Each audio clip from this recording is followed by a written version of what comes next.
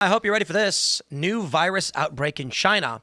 What to know about the chikungunya virus? Yeah, the name is racist. It is.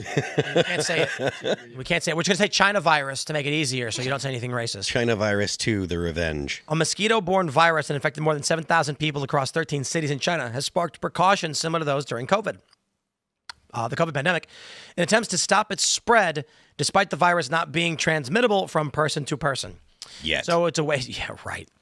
The chikungunya virus, which spreads only through the bite of infected mosquitoes and is not fatal, has spread quickly across more dozen cities in the southern Guangdong province, just north of Hong Kong, with almost 3,000 cases in the last week alone.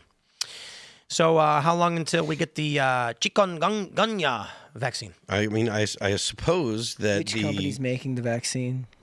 I suppose that you have to wait until the mosquitoes can cross the Pacific, or they get all the way up through Russia and across Alaska and through Canada to down here. If you can't get it. I was so you guys heard in the past couple of days, thimerosal was banned. What was that? You guys did not talk about this? RFK Jr. just banned a bunch of vaccines? No. Really? Really? Nope. No. Yeah, I've heard of that. You had no idea? Vaccines. See what happens when I'm out? RFK banned a bunch of vaccines. It was the biggest story in the world. I defer to Kellen. I came in and Kellen was like, this is what we're talking about. It's all the mRNA stuff today. Yeah. Well, that too, but thimerosal specifically, which is the mercury-based preservative, has been, what did he say, causes autism? Yeah. Is that what he said? He's told that is a conspiracy theory, Yeah. right? I guess He went after a bunch of them, saying that we've determined that they have negative health effects, so we're not going to allow them in the market. I'm pretty sure, what is this one? So there's a bunch of stories on this one. I would assume you guys would have read a little bit about it. A bunch of recent statements. He's basically saying this, and that the data was there's an addendum to data on these studies, and they're going to be pulling it out. I was talking to a doctor about this because, we just had a kid, and I'm like, so what does this mean for vaccines? And he was like, I have no idea. And it's like, okay. Are they going to get rid of the current ones that have thimerosal? It's like, I would assume so if RFK's saying to get rid of them. Okay, so what do we do? I don't know. And so my question is, if RFK Jr. is saying the mRNA vaccines are bad and thimerosal is bad, though thimerosal was removed from a lot of vaccines a long time ago, do you trust the government today or yesterday? No. YouTube said that they were going to ban people who said bad things about vaccines, but now the head of HHS is saying that. Do I go with the government or the private corporation? You tell me, YouTube. You tell me, because we got the chikungunya virus, and when that vaccine comes out, I had no idea, because I guarantee you RFK is going to be like, we don't need a vaccine for this one. And then I'm going to be like, but YouTube's going to ban me if I say that. Yeah. So we're on the side of the government or against them? I have no idea what to do when the government says yes and then says no. So, it's kind of tough. Thimerosal is a mercury-containing organic compound, so are they banning it because of the mercury content? Because if I was under the impression that there was no mercury in vaccines, that's the information that I had most recently. But if thimerosal is a mercury-containing organic compound, this is the craziest thing in the world to me. I'm just going to bring this up from The Guardian. We got a couple stories related to this one. RFK Jr. to remove preservative thimerosal from all U.S. vaccines. Anti-vaccine campaigns have targeted thimerosal for a decade despite no evidence of ingredient causing harm.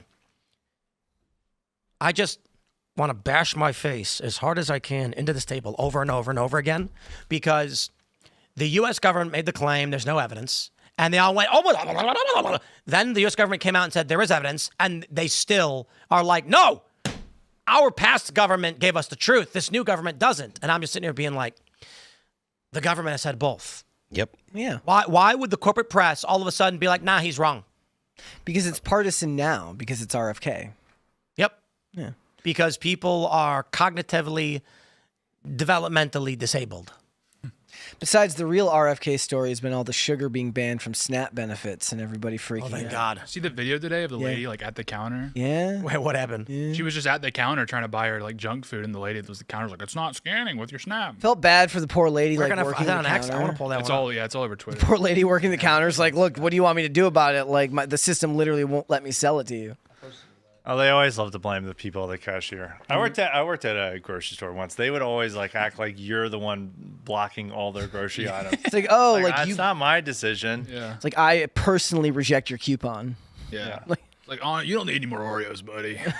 Like, How do I find this? You posted it? They always act like the cashier. I was runs searching- the grocery store. It's like I was the lowly searching, cashier is responsible for this. I was searching X for the video, but all I was getting was porn. It's not a joke. And so Serge had to post the video. He's like, nah, here's the video. I was like, oh, okay. Here we go. Thanks, Serge. They really own that. They say no EBT. No, they own that. They own it. The food They own stamp it. EBT is That's over with. awesome. I can only buy steak, chicken, vegetables, no snacks, no nothing. I can't get no more chip. You feel me, y'all? Losing it. Damn, they really did that shit, y'all.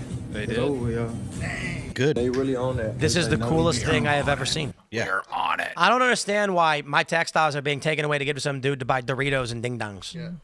It's crazy. Like, I don't even eat those things. I mean, These companies are only existing because poor people get my money for free and then buy ho-hos and ding dongs. yeah, they lobby heavily. The great story is going to be incredible though when somebody's like accidentally gets in shape because this happened. Like he starts out and he ends up becoming a fitness influencer and getting millions of Actually, followers. they're going to be hired to work at ICE. Yeah. There you go. Finally, he wasn't able to go to college. He was poor and he was eating Doritos.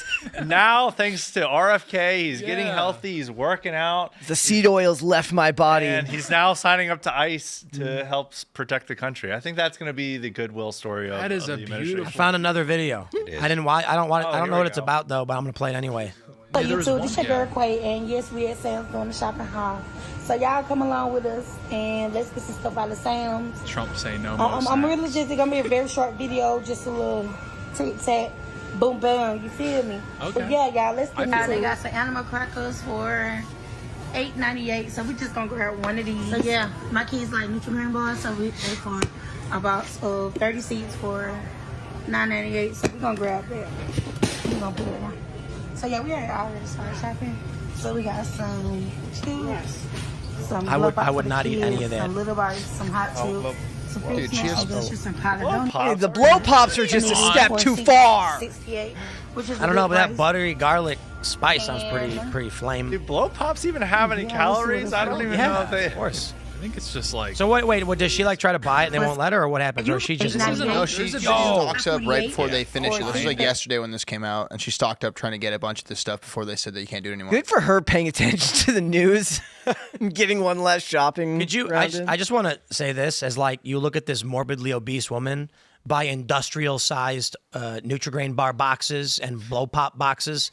I want you just to imagine what it must be like being like some goat farmer in Afghanistan, and you see this video on your $20 recycled phone, and you're just staring at this morbidly obese American like, I'm gonna buy all of this food that's gonna kill me, and you're sitting there and you look down, and then a Taliban guy walks up and he's like, death to America, and you're like, yeah. Pretty much. And then that goat farmer tries to get to America. They're like, I want to go to that Sam's Club. I want the blow pop. We need to be replicating the diets of the Taliban. I think that's the key, because like I mean, that was pretty impressive what they pulled off. I'm A just lot of saying. hummus. It's like the videos when they come here from a communist country and they're like, holy crap, there's stuff in the grocery stores. They don't understand that a lot of people aren't even paying for that. They're like, oh yeah, you don't have your own money to pay for it? Yo, let's be real. It's fascinating that when USAID goes belly up, Colbert's gone, Howard Stern is gone, and now they're cutting EBT. All of these junk food companies are gone. Like, how much do you want to bet most of this garbage food? I'm gonna tell you guys a secret. I'm gonna tell you guys. I went to a very fancy restaurant this weekend with the wife. It was $180 a person. Yeah, and it's one of these fancy places where this is the craziest thing. It's like a executive chef restaurant, and beforehand they're like, do you have any dietary restrictions? And my wife's like, I can't have dairy, and I'm like, I don't do bread, and they were like, okay, and they made everything for us on the spot. And it was funny because it's a 9-course meal. The first course was watermelon mint shooter of some sort. It was amazing. It's Potomac farm restaurant. I recommend it. They're amazing. And the second course was literally like 3 or 4 bites. It was like a little rice chip with teeny bit of tuna, a tiny piece of eggplant. What else was there? A rolled up piece of squash. And there was something else. I can't remember. All I know is looking at it, I was like, this is the tiniest food I've ever eaten. And I was full. Really? I was so full. I was sick. It's crazy. Like the main course is probably like 2 ounces of pork. And then I was looking at this food and I'm like, it takes 2 hours. They make it on the spot. It's fresh from the farm. The point is this. I'm sitting there and I said to my wife, I was like, I am so insanely full. And they've given us just the tiniest amount of food imaginable, but it was over a long period of time. And it was very little carbs. It was a lot of vegetables, proteins, and some carbs from fresh vegetables and fruits. Like they did one thing where it was peaches and like a hybrid apricot peach thing. And it was like olive oil and basil. It was amazing. And then I was thinking about like videos like this where the lady is like, I'm going to get an industrial box of Nutri-Grain bars and eat it all today. Jesus. And I was like, poor people are eating like 15 pancakes and rich people are eating tiny pieces of meat over 2 hours. So they're thin and they're full, and poor people aren't getting the nutrition because they're gargling boxes of Cheerios. So their body's like, I didn't get enough protein, eat more. And they're like, just keep eating because I'm not full. Meanwhile, I ate like 3 apple wedges this big and I was like, ugh. So full, real food. I'm going to use EBT at that restaurant. Yeah. After you sign up for ICE, hopefully they'll issue an EBT card for an experiment. Yeah. 20 to 25% of Coke sales are tied to EBT and SNAP. Wow. Yo. It's short the What about stock now. Coca-Cola? Yeah. What about? Oh, wait, is this the video? I think I found it. Let's go. Here we go. Yeah, this is it. Yeah. So just those two? He went behind there. Yeah. That's an aggressive move. They didn't say which one? Trump ain't playing. Dude, I love the captioning on all these. It's so funny, dude. We're not playing any more games. What is it? Oh my God, that's crazy. Not even a juice? The juice, yeah. No. Yeah, juice is not. They didn't take the juice for real? When they started that, look good this much. You know, they're not talking about orange juice, they're talking about Kool-Aid. Yeah, of course.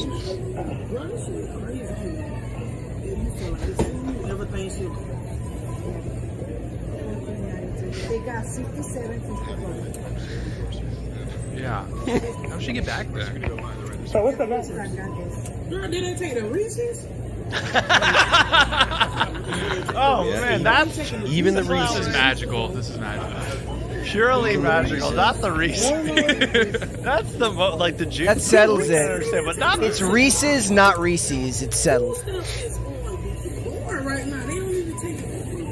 What's like Reese's health? I will vote for Trump 10 times. Reese's protein bars. Yeah, well, there's peanuts in it. It's healthy.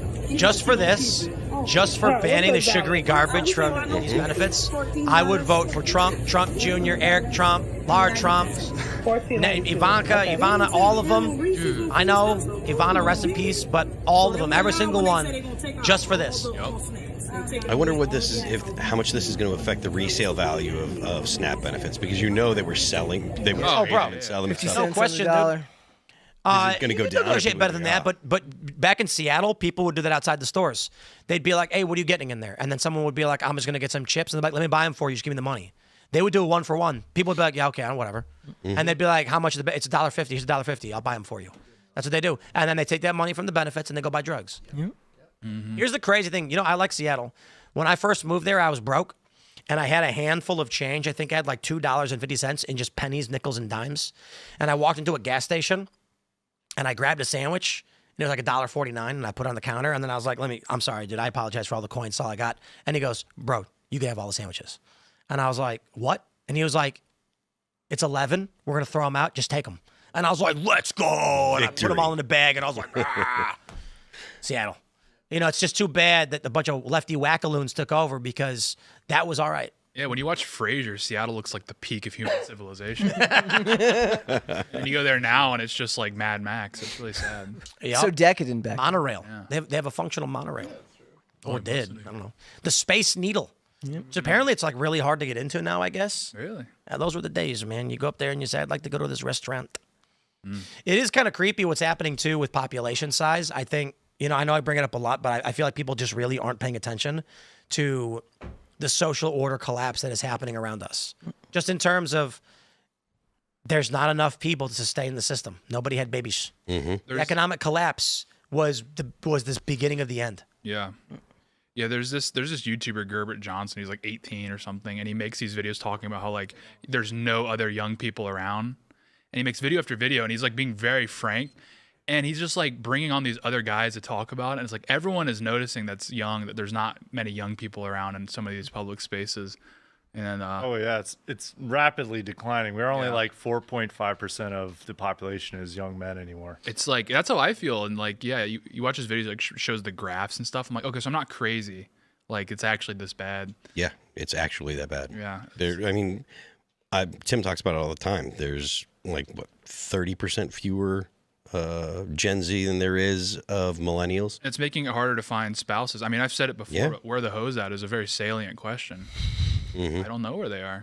And they complain about good men scarcity. I know, right? Where are the good men? They can't find them. They're stuck playing video games, apparently. Yeah. But no, the one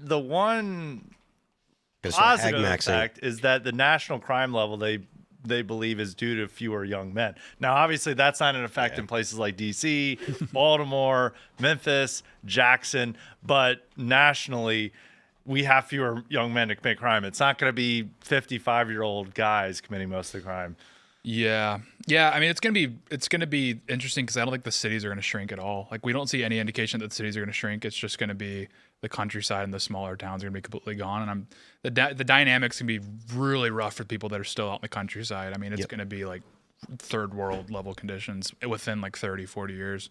Yeah. The fact that there aren't, people to replace the people that are dying it's going to make a big impact on not just finding a spouse or whatever, but like you're going to have a loss of ability to do things, like the ability to maintain the infrastructure is actually in question. It's not just a matter of, there's not going to be enough people to pay for Social Security. It's there's not going to be enough people to maintain the internet, to maintain the power lines. Look at Detroit.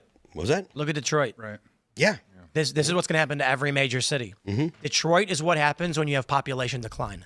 And that is happening now. Democrats are like, I have an idea. Let's tell everybody to get abortions, don't have kids, and then we'll open up the borders. Yeah, so I think the problem we face right now is Trump may be trying to reverse all of this, but Democrats, whether it was intentional or otherwise, and a lot of people say it was, kicked this off. And there is no remedy. Certainly, Trump can say we're going to deport all these people, but you cannot create 18-year-olds tonight. Yep. So he's cooked.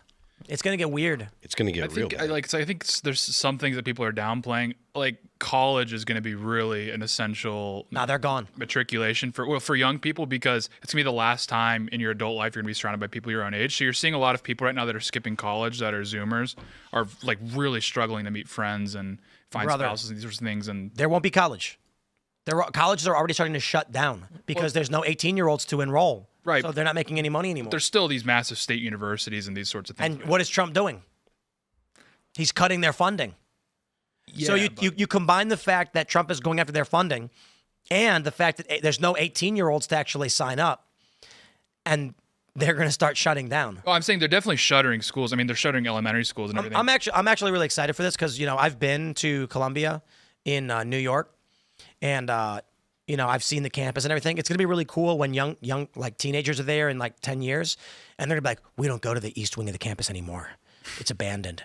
Some say there are gangs. I heard there's ghosts. And it's going to be just like this really creepy rundown place. And there's going to be like old man Franks, the old professor of communist theology or whatever they call it because they're religious.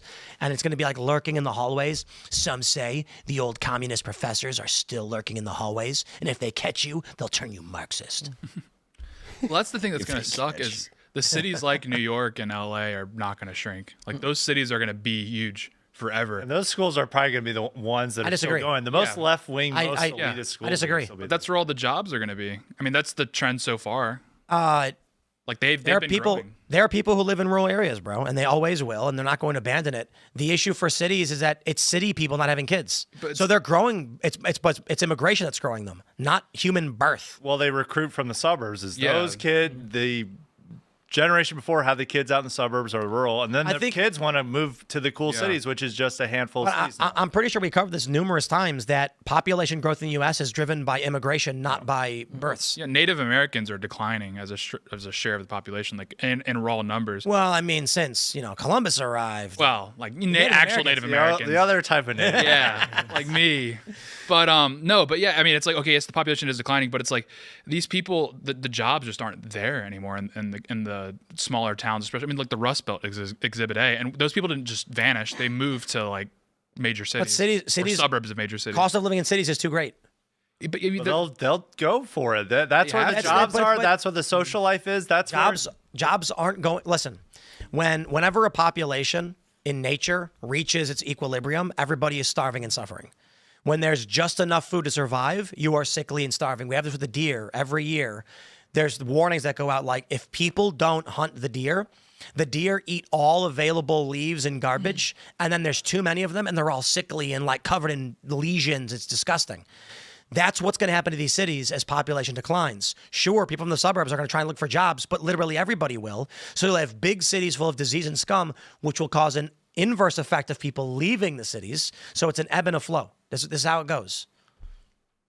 Look. Tell me why Detroit's not growing. It's a city. Well, Detroit there's is certain at, cities that are Detroit. just Detroit is complete actually hellholes. very different Detroit's now than it rebounded. was 10 years ago. It is. It's like it looks completely different now than it did 10 years Yeah, ago. but you're talking about like in-city gardens on rooftops with a bunch of hippies who pay $100 a month to live in a studio apartment. like the population stopped shrinking. It's the thing is like the way that like Western liberal democracies are designed is the cities are too big to fail and they can't collapse. Like the only way to collapse a city is like South Africa. I mean, there are cities in rapid decline. I mean, there are off-market cities that no one wants to move to, like Baltimore. But the big It's cities, been that like way for LA, a long time, though. Yeah, LA, DC, even San Francisco has reversed some of the exodus that it had. Seattle, as we were talking about, all these cities are still going to have people go there. And even with less people having kids, there is still that dream for people in the small towns to move to the big city, and that's just like baked into the culture here in America. And there's been a massive brain drain from the small towns because they feel like there's not any jobs for them there, and they feel the only jobs they have are in these major urban areas. And there's fewer people their age there. I mean, there's middle America is definitely aging. There's not as many people there for them to socialize with and marry. And so the places you want to socialize with people your age and find, a spouse, you have to go to the city. New York has like its own propaganda arm where the guy goes around and he's like, "Show me your apartment." And it's like 600. it's like the size of a Closet. shoebox. Yeah, it's a closet. It's like I paid $900 to live in something that's as wide as my shoulders. I paid $1,600 for a 10x6 room. Yeah. Yeah. Good grief. Yeah. But you do it. It's like people do it. Millions of young Americans do it, and you can laugh, you can call them stupid, but it's like that's the way the market is, and people are willing to pay that price. It is what it is, and it's not all liberals either. You meet a lot of conservatives in places like D.C. and New York that are young. It's a big emerging scene, I guess you would say. The state of Michigan over the past 10 years has gained 200,000 new residents. I'm saying the city doesn't look like it looked 10 years ago. It's no longer worn, it's no longer beat up in the same way. And even without food, you can look at like the UK. I mean, London continues to grow. Every young person in the UK continues to move to London for work, and they are a net importer of food, like one of the largest net importers of food in the world. Oh, whoa. I mean, UK is, we only have one city, basically. So Detroit just reversed this trend. From 2015 until 2022, the city was declining by large numbers. 2020 was the biggest, minus 32,000, but obviously COVID. And in 2023, it turned around with an increase of 1,852. And as of 2024, it gained an additional 12,487. 2025 has not released numbers yet. Like I was going based off solely like I had been there several times, like skating when I was younger, and it was just like that was actually awesome for skating because it was so run down. There was abandoned buildings everywhere. There was awesome stuff to skate. And now a lot of that stuff has been gentrified. And I had friends out there who were buying houses back then with like one job, and they were then like flipping these houses and becoming they were renting out places to people because they got the property for next to nothing. And now a lot of those houses have been bought up and it's gentrified in a lot of ways. And the city is beautiful downtown. That's even like where I'm from, Memphis. That's happening now. It's like the downtown, the riverfront is gentrifying these. I'd also like to add to this, however, that time frame that shows population growth. What does it coincide with? What were the years? 2020 was when there was a mass exodus, and it slowly reversed to where they're up 13,000. That was the Biden years. We're looking at all this population growth. Yeah, that was mass illegal. It was all those people in the planes in the middle of the night being shipped there over. Yeah, it probably was. I can't remember if Detroit. If people aren't having kids, where are the people coming from? Well, people are they're draining out the countryside. Like, Yeah, 'cause- it's borne out by census data. And I don't like that. It's a sad. Like my family's from a small town in Illinois, and that city's gone. That town is gone. But they're where are they? They're all in the suburbs of Chicago or Milwaukee or Memphis. It's not that they're organically growing that population there. It's that other people are leaving from small towns and they're going there, and that place has a huge population decline, and while the city gains from that. I mean, there is also the migrants that were going there. I don't know if they were shipping them to Detroit. They were picking these random off-market cities to send a bunch of them to. But it was all dependent on public benefits, and they would go where the best public benefits were, which were Chicago, Boston, New York. Fact check false. In the U.S., landscape has shifted since the COVID-19 pandemic. Between 2020 and 2021, rural areas are actually growing with net domestic migration, around 0.47% compared to negative and near zero rates in prior years. Correspondingly, urban migration rates are dipping.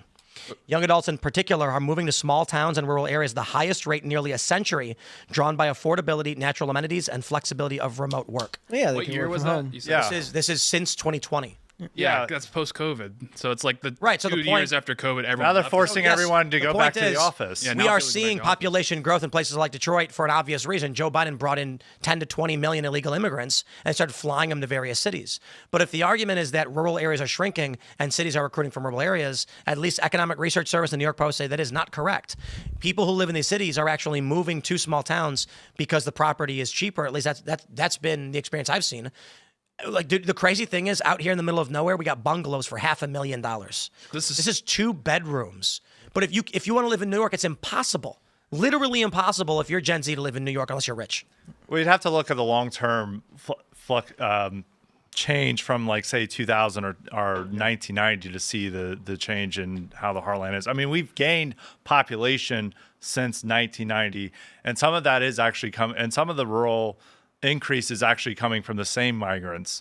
Because, I mean, look at, like, Springfield, Ohio.